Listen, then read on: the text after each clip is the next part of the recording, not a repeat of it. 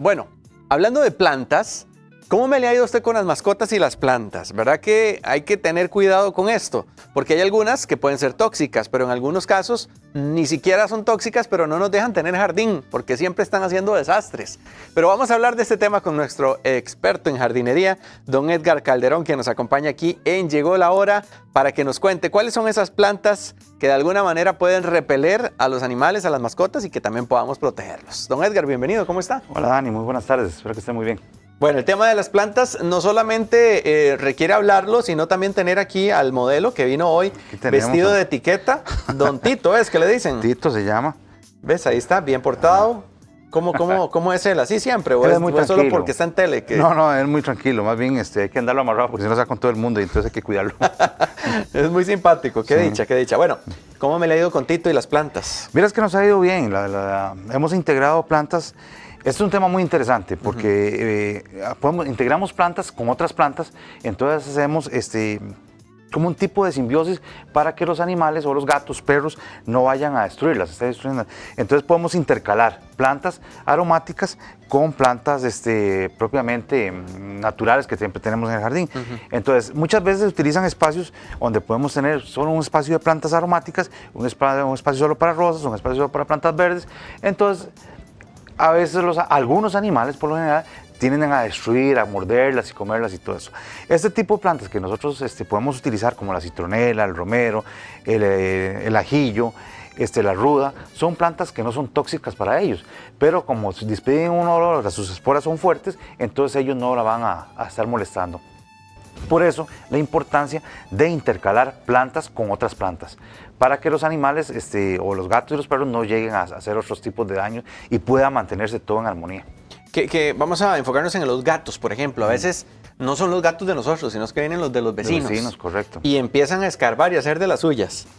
¿Ahí recomiendas que haya una plantita de estas, que son las que tenemos aquí, o alguna otra que genere esa repelencia? Digamos, hay plantas como el geranio. El geranio es una planta que despide un olor muy fuerte, entonces es una planta rastrera y entonces el gato por lo general siempre va a buscar tierra para hacer las necesidades y luego tapar. Cuando ese tipo de plantas están así y están tapando la superficie, el gato casi que no va a darnos problema. Hay métodos caseros como la canela, inclusive otros tipos de elementos que se utilizan para, ahuyentarlos, pero en realidad no son tan eficaces. Entonces es mejor casi que utilizar plantas aromáticas que con solo tocarlas despidan un fuerte olor, como aquí tenemos en este caso el ajillo. El ajillo por lo general nos despide un fuerte olor. Ya lo están tóquela para que vea. Y vea, Tito huela. Ve, como él mismo despide el olor. Otro día con más tiempito. Qué pecado. Entonces él mismo despide el olor, no le gusta. Entonces, es fuerte. Depende del pH de la persona o el pH del animal. El olor, digamos, si la planta la toca mucho rato, el olor puede tardar hasta días. Esa hojita lo que hace es como algún líquido suelta también. Ella suelta así un tipo de savia y al mismo tiempo la espora nos da despide un tipo de aroma que es fuerte para los animales. Ok, don Edgar, a nivel decorativo, porque uno quisiera tal vez poner algunas plantitas que se vean bonitas, ¿cómo recomendaría hacer ese balance para que no perdamos de vista también lo estético? Ok, perfecto. Estas plantas son generalmente casi siempre solo de sol. Entre más sol tengan ellas, mejor van a estar. Son unas plantas solanáceas que permiten mucho sol. Entonces, un ejemplo, imaginémonos que eso es una área de rosas, entonces entre esas rosas podemos meter varios tipos de plantas, ya sea ajillo, romero, ruda, citronela. Hay una variedad, que ahorita de esas son las que me acuerdo ahorita, pero hay un montón de variedades más y opciones que podemos tener. Entonces, si a usted le gusta tener una sola opción, puede tener plantas de romero incluidas ahí mismo. Pero si usted le gustaría tener otro tipo de plantas, puede combinarlas, así como estamos haciendo con esta combinación, y entonces ahí se va a mantener un jardín, tal vez no un jardín selvático o un tipo de jardín que no sabe ni qué tiene, pero eso se llama... Sí, como para identificarlas. Exactamente. Entonces así lo puede mantener bien, y cada vez que llega a hacer podas, si la planta está muy grande, también puede podar, no hay ningún problema. Eso te iba a preguntar, el tamaño, por ejemplo. ejemplo, ¿cómo recomendarías el tamaño para que también no se nos vaya muy arriba las hojas y que pierda más bien el efecto de repeler al animal? Digamos, para que estas plantas no se nos conviertan en un tipo de jardín vernáculo. Ajá. Vernáculo significa es un jardín como que tenían las abuelitas, ¿se acuerda? Que uno quedaba donde Sí, la sí, tía. que decían y llegaba donde la tía y le decía, dame un hijito de esto y Ajá. otro hijito de otro. Y llegaba la abuela, lo sembraba y cuando nos dábamos cuenta era un jardín que no sabía ni qué tenía, porque tenía tanto que era, bueno, no sabía. Cierto, Esos tipos de jardines vernáculos. De hecho, Ajá. hay concursos de esos tipos de jardín. Ah, interesante. Ajá, que principalmente se da mucho por el lado de los yoses y ahí toda esa parte de San Pedro y todo eso.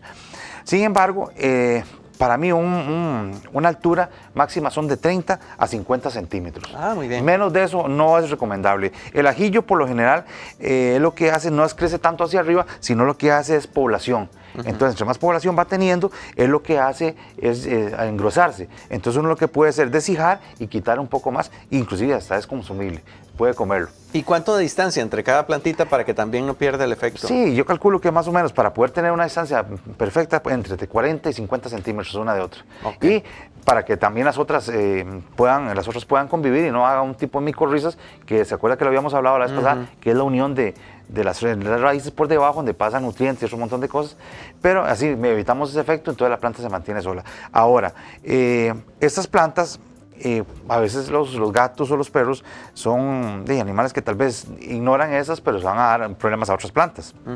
Entonces, existen métodos donde podemos utilizar estas plantas como repelentes, pero en líquido. ¿A qué me refiero? ¿De verdad? Que yo puedo hacer un insecticida de estas plantas, digamos, tomando el material, picándolo, dejándolo unos 8 días en un barril con agua y jabón de barro azul, y a los 8 días saco el lixiviado completo y ya puedo aplicar 30 cc por litro de agua todas las semanas, que no me da ningún problema, y el perro o los insectos, principalmente el saltamontes, la mariquita y todos esos, van a llegar a morder las hojas, pero no les va a gustar porque el sabor es amargo.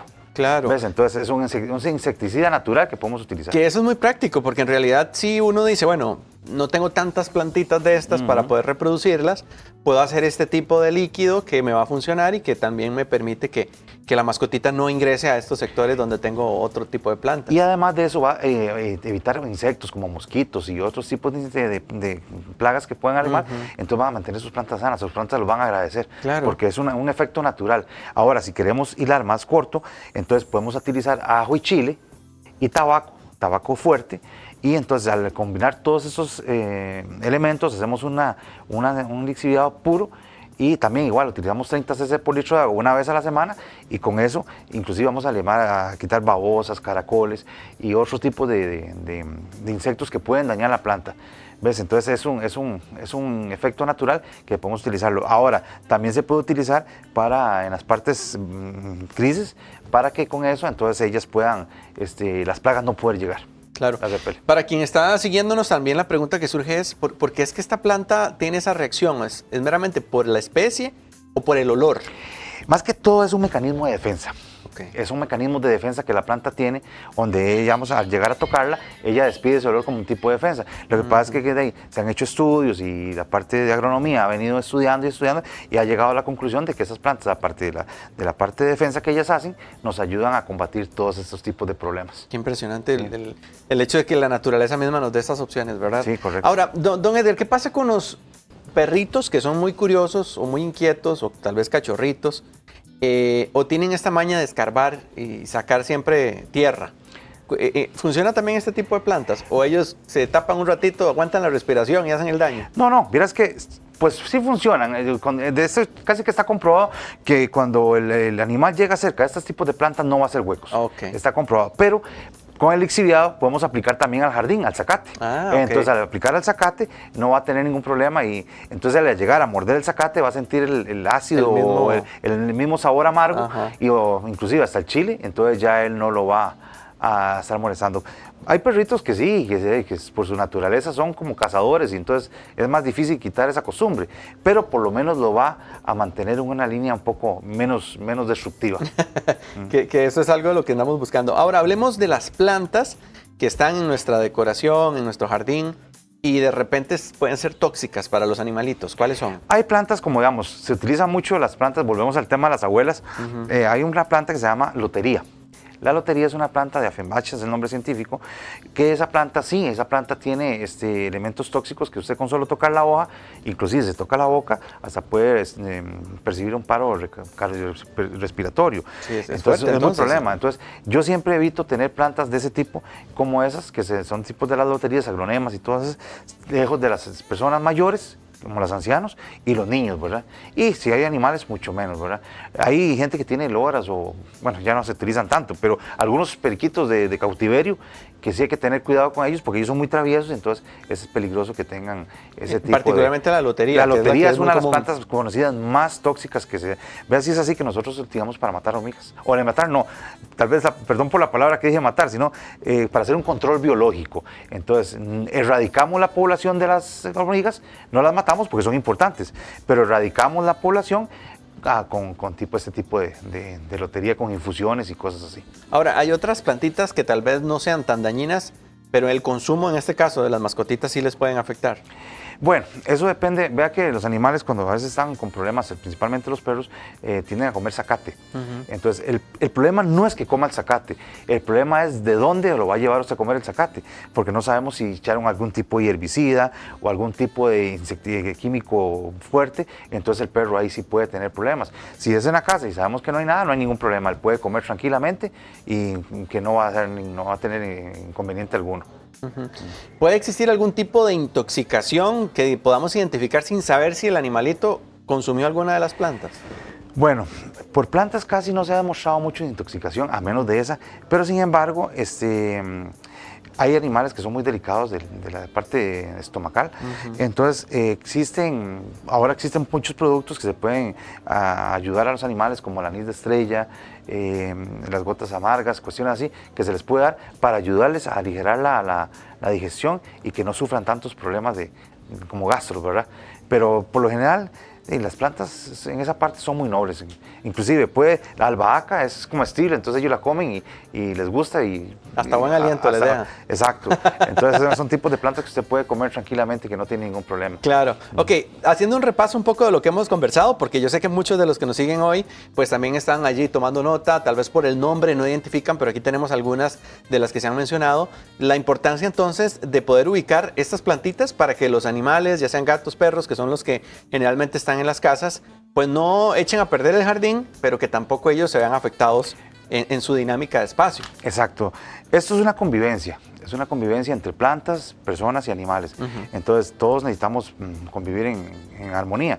Entonces lo que podemos hacer es, como la parte paisajística nos permite, es tener un jardín donde podamos incorporar todas las plantas que nosotros nos gusta. Hay gente que le gusta por lo general solo plantas solo verdes. Hay otros que les gustan mucho las flores. Hay una planta que se llama marigold, que el marigold despide, o como nombre científico se llama tagetes. Él despide ciertos aromas donde repele insectos y también a algunos perros o gatos no les gusta. Entonces uno puede incorporar todo ese tipo de especies de plantas entre las otras plantas para poder que tenga una convivencia en armonía y así se mantiene bien el jardín. No caemos en un jardín vernáculo, que hay gente que les gusta, pero no caemos en un jardín vernáculo, pero al mismo tiempo podemos tener ese tipo de opción y mantener siempre el jardín bonito. Perfecto. Don Edgar, ¿algún número donde lo puedan contactar también? Porque yo sé que los que hemos estado pendientes de estos temas, sabemos que usted también es experto en jardinería y en este caso hoy añadimos el valor de la mascota, que ve, ya dice, ya se acabó el tiempo, ya me voy, dice, chao, Tito, espérese, ya casi. Tenga un poquito de paciencia, ya vamos a terminar. ¿Dónde lo pueden contactar, don Edgar? Ok, sería al 8874-1228 o 2234-1338. Nosotros damos el servicio de diseño, construcción, mantenimiento y asesorías en las áreas verdes, jardines y todo lo que son árboles, plantas, todo lo que es con la parte verde. Perfecto, don Edgar, igual. Muchísimas gracias, como siempre, tan oportuno con estos temas. Y si usted quiere pues repasar la entrevista, recuerde que en nuestras redes sociales estará allí también colocada alguna de la información, o bien en nuestra sección de Extra TV, ahí usted tendrá al alcance una información tan oportuna como esta. Se portó muy bien, Tito, ¿ah? Sí, merece premio. ¿A dónde lo van a llevar a comer hoy? Ahora vamos a darle algo, aunque sea un pedacito de pollo. Muchas gracias, don Edgar. Con mucho gusto. Bueno, vamos con más información aquí en Llegó la Hora, que nos comparte ahora Lai.